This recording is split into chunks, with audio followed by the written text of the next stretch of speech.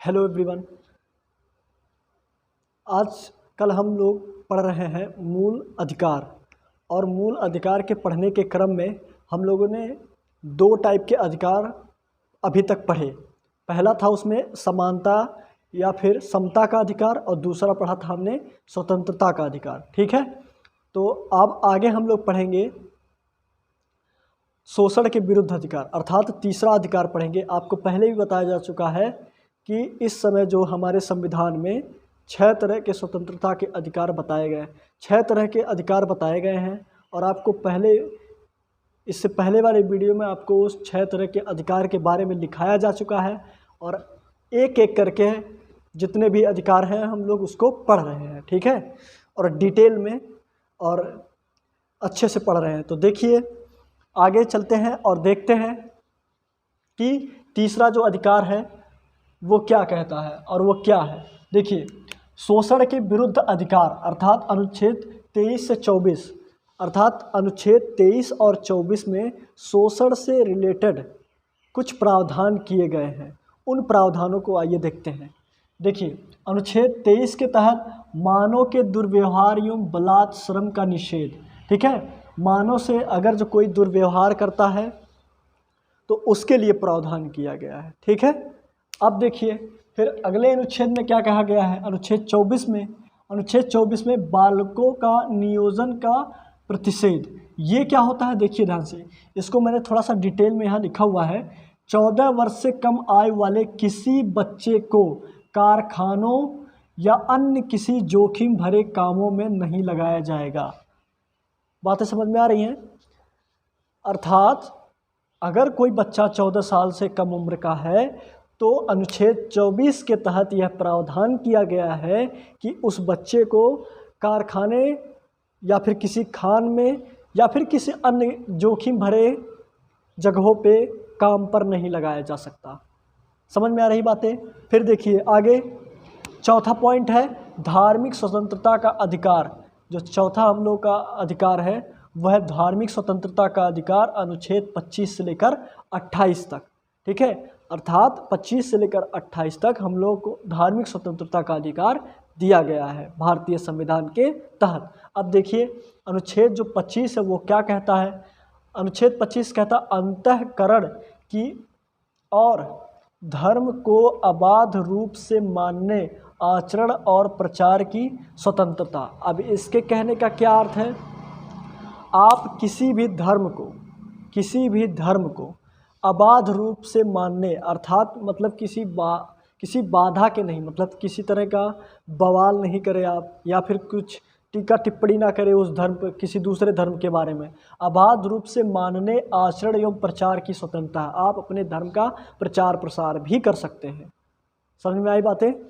अब देखिए अगला जो प्रावधान है वो क्या कहा गया है। अनुच्छेद 26 के अंतर्गत क्या कहा गया है, धार्मिक कार्यों के प्रबंध की स्वतंत्रता। अर्थात आप धार्मिक कार्य, कोई भी कहीं भी धार्मिक कार्य हो रहा है तो उसके प्रबंध के लिए आप स्वतंत्र हैं।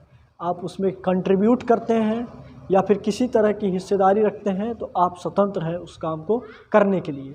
फिर देखिए आगे, अनुच्छेद 27 के अंतर्गत क्या कहा गया है। अनुच्छेद 27 के अंतर्गत देखिए, किसी विशेष धर्म को प्रोत्साहित करने के लिए कर भुगतान की स्वतंत्रता। देखो ध्यान से देखिए, अभी ये समझ लीजिए आप कि जो मंदिर में या मस्जिद में जो आप दान देते हैं, ठीक है, तो ये समझ लिए कि वो क्या कर रहे हैं, आप प्रोत्साहित कर रहे हैं अपने अपने धर्म को। समझ में आ रही है बातें? वो जो आप हिंदुओं में जैसे दक्षिणा होता है, ठीक है, और भी कई प्रकार के लोग उसमें जो है दान देते हैं, तो कहीं ना कहीं क्या कहलाता है वो कि आप अपने जो है धर्म को प्रोत्साहित कर रहे हैं। ठीक है, कुछ लोग उसका नाम चंदा भी देते हैं, उसको चंदा भी बोलते हैं। तो चंदा मतलब क्या, वही आप धर्म को प्रोत्साहित करना चाहते हैं। उससे क्या होगा, उससे आपको ये तो होगा नहीं कि मंदिर में आप 5 रुपया 10 रुपया देंगे और उधर से जो है 20 मिलेगा, तो ऐसा तो कुछ है नहीं। हाँ, लेकिन ये है कि आप उस धर्म को क्या कर रहे हैं, प्रोत्साहित कर रहे हैं। बातें समझ में आ रही हैं? ठीक है, अब देखिए अनुच्छेद 28 के अंतर्गत क्या कहा गया है। राज्य से मान्यता प्राप्त, राज्य के द्वारा मान्यता प्राप्त अर्थात अप्रूव्ड हो या राज्य निधि से सहायता प्राप्त, अर्थात राज्य ही आपको सहायता प्राप्त किया हो, राज्य ही ने ही आपको कुछ पैसे दिए हुए। शिक्षा संस्थान, ये इसके कहने का अर्थ क्या है, राज्य से मान्यता प्राप्त, या तो राज्य से अप्रूव्ड हो या राज्य निधि से सहायता प्राप्त, अर्थात वो राजनिधि से ही आपको कुछ पैसे मिले हों शिक्षा संस्थान के लिए, में होने वाले उपासना में किसी भी व्यक्ति को भाग लेने के लिए बाध्य नहीं किया जा सकता। अर्थात किसी भी इंस्टीट्यूशन में, एजुकेशनल इंस्टीट्यूशन में, अर्थात शिक्षा संस्थान में अगर जो किसी भी प्रकार की उपासना, कर्म से रिलेटेड, धर्म से रिलेटेड कुछ भी हो रहा है तो उसमें आप जाने के लिए बाध्य नहीं हैं। ये नहीं होगा कि आपको जाना ही जाना है, आप स्वतंत्र हैं। ठीक है, समझ में आ रही है बातें? तो ये रहा आपका तीसरा अधिकार, शोषण के विरुद्ध अधिकार, और ये रहा आपका चौथा, धार्मिक स्वतंत्रता का अधिकार।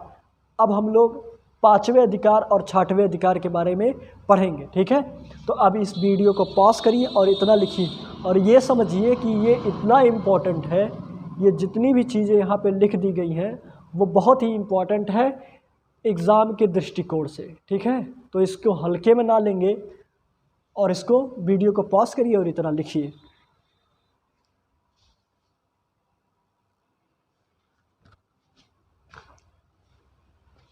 अब आइए देखते हैं जो पांचवा अधिकार था वो क्या था। देखिए, पांचवा जो अधिकार था वो था संस्कृति एवं शिक्षा संबंधी अधिकार। अनुच्छेद 29 से 30, अर्थात 29 और 30 में संस्कृति और शिक्षा संबंधी कुछ अधिकार का प्रावधान भारतीय संविधान में किया गया है। उसको आइए देखते हैं कि क्या किया गया है। देखिए, अनुच्छेद 29 के अंतर्गत अल्पसंख्यक वर्गों के हितों का संरक्षण, अर्थात अल्पसंख्यक जो वर्ग हैं उनके कल्याणकारी या फिर विकास के लिए जो सरकार होगी वो क्या करेगी, काम करेगी। ठीक है, फिर देखिए आगे, इसमें क्लॉज, दो क्लॉज है, 29 में ही दो क्लॉज है, एक अनुच्छेद 29 क्लॉज 1 और 29 क्लॉज 2। ठीक है, दो क्लॉज है, तो इसके अंतर्गत क्या प्रावधान किया गया है देखते हैं। अनुच्छेद 29 क्लॉज 1 के अंतर्गत क्या प्रावधान किया गया। इसके तहत अपनी भाषा, लिपि या संस्कृति को बनाए रखने का अधिकार दिया जाता है। अर्थात जो भी अल्पसंख्यक वर्ग हैं या फिर और भी कोई वर्ग, उनको जो है अपनी भाषा और संस्कृति को बनाए रखने का अधिकार भारत सरकार के द्वारा प्राप्त है या फिर भारतीय संविधान के द्वारा प्राप्त है।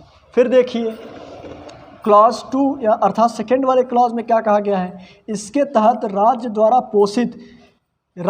पोषित या राज्य निधि से सहायता प्राप्त शिक्षण संस्थान में या राज्य द्वारा अप्रूव्ड हो या फिर राज्य द्वारा ही शिक्षा संस्थान को पैसा दिया जा रहा हो, तो उसमें शिक्षण संस्थान में धर्म, मूल वंश, जाति, भाषा के आधार पर वंचित नहीं किया जा सकता। अर्थात आप किसी भी स्कूल, कॉलेज या यूनिवर्सिटी में एडमिशन लेना चाहते हैं तो आपको धर्म, मूल वंश, जाति, भाषा के आधार पर वंचित नहीं किया जा सकता। ठीक है, फिर देखिए अनुच्छेद 30, इसमें क्या कहा गया है। शिक्षा संस्थानों की स्थापना और प्रशासन करने का अल्पसंख्यक वर्गों का अधिकार, अर्थात अल्पसंख्यक वर्ग भी अपनी शिक्षा संस्थानों का इस्टेब्लिश्ड अर्थात स्थापित कर सकते हैं। ठीक है, और अल्पसंख्यक वर्ग जो है वो कौन कौन से हैं, किन लोगों को अल्पसंख्यक वर्ग की श्रेणी में भारतीय संविधान के द्वारा इस समय रखा गया है, वो देखिए इस प्रकार है। ठीक है, मुस्लिम, सिख, ईसाई, पारसी, बौद्ध और जैन, इन्हीं लोगों को, इन्हीं 1 2 3 4 5 6 इन्हीं जो है 6 तरह के लोगों को ही भारतीय संविधान के द्वारा अल्पसंख्यक वर्ग की श्रेणी में रखा गया है। ठीक है, इतनी बातें समझ में आ गई। अब इसके बाद हम लोग नेक्स्ट जो छठवां स्वतंत्रता का अधिकार होगा, छठवां अधिकार होगा, उसको हम लोग अगले वाले वीडियो में पढ़ेंगे। ठीक है, तब तक इसको रिवाइज करते रहिए और अपनी प्रतिक्रिया देते रहिए, ठीक है, ताकि हमको भी पता चल सके कि हम किस तरह का वर्क कर रहे हैं। और इसके बाद मिलते हैं आप लोगों से अगले वीडियो में, तब तक के लिए धन्यवाद।